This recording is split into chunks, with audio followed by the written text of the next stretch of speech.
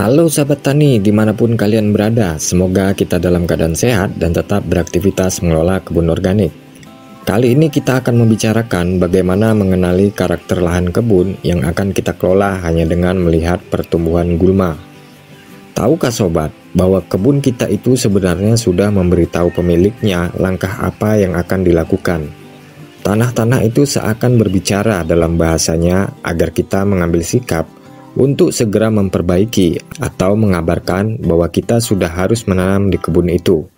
Hanya dengan melihat jenis gulma yang tumbuh, kita bisa mengetahui kandungan hara apa saja yang kurang di dalamnya.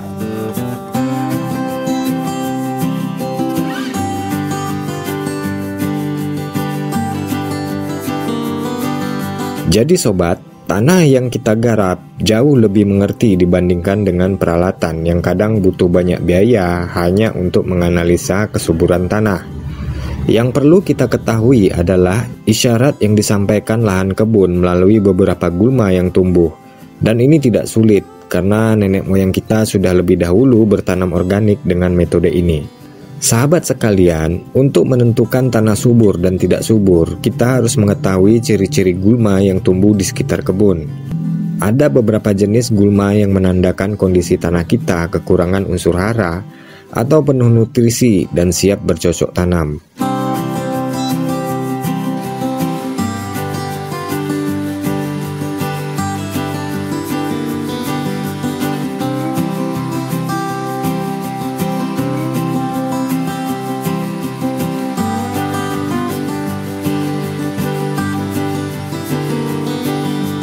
Yang pertama, kalau di kebun kita ada tanaman dengan daun berduri dan bunga yang mudah terbang ditiup angin, maka tanah yang ada di sana biasanya keras dan padat.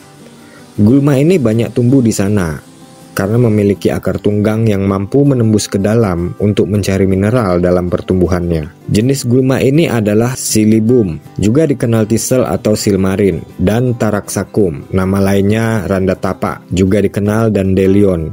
Kedua tanaman ini paling banyak tumbuh di lahan keras dan padat, seperti di pinggir jalan, tanah-tanah yang dikeraskan seperti pembuatan proyek, dan tanah bekas sawah yang keras. Kalau kebunmu ditumbuhi dengan gulma ini, artinya lahan sudah mengisyaratkan agar kita melakukan peremajaan tanah. Bisa dengan cara menanam tanaman yang mempunyai bintil rizoma, seperti yang sudah ada di dalam video sebelumnya.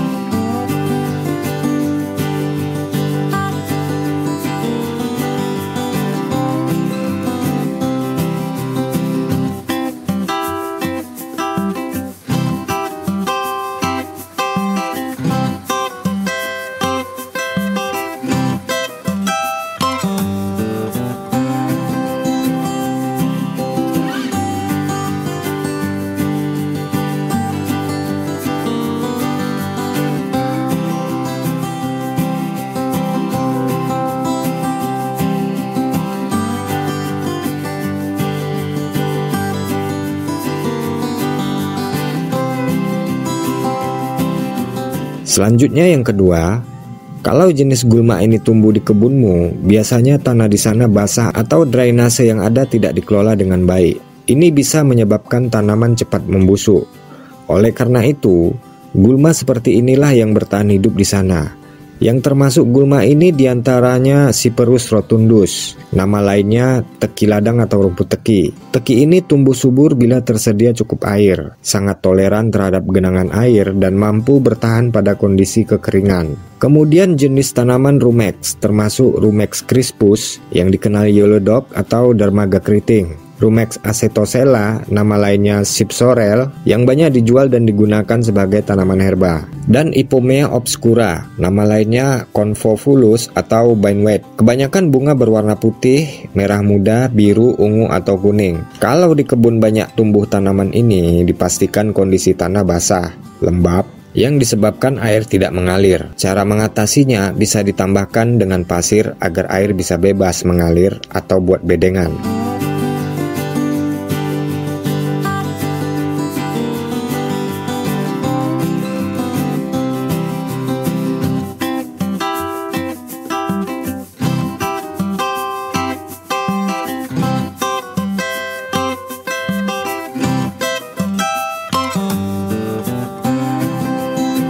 Yang ketiga sobat, jika di kebun banyak ditumbuhi tanaman seperti Census, nama lainnya Sunburst, Clover atau Semanggi, Verbascum thapsus atau Mullein, Ox Eye Daisy atau bunga aster, artinya tanah di situ kekurangan nitrogen, karena gulma-gulma ini bisa tumbuh subur di tanah yang kurang unsur hara N.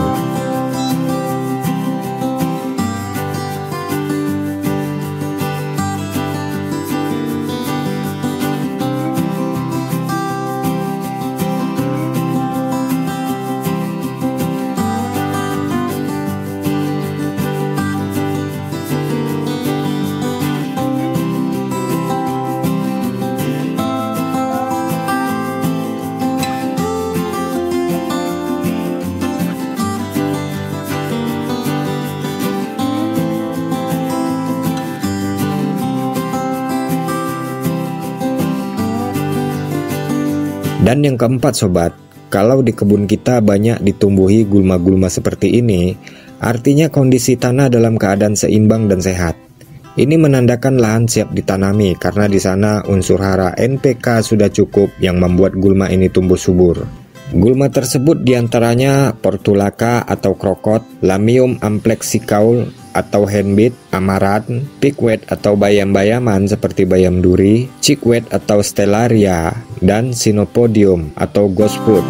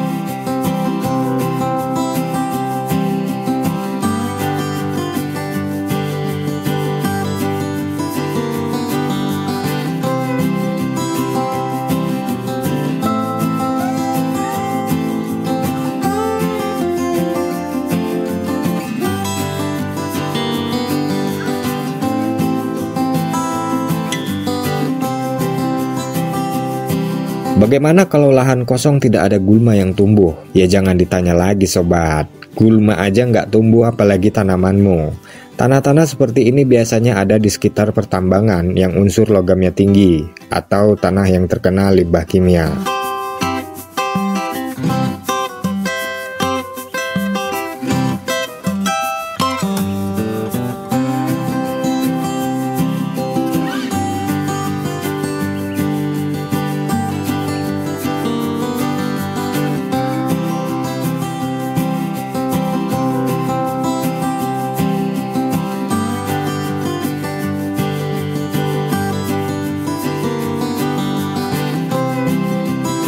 Oke sahabat, mudah-mudahan info ini bisa menjadi bahan masukan agar tanaman kita lebih subur dan organik.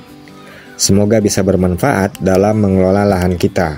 Jangan lupa dukung channel ini agar terus memberikan informasi terbaik dan berbagi pengalaman. Like, komen, dan bagikan ke teman-teman Anda. Terima kasih telah menonton sampai akhir. Salam organik.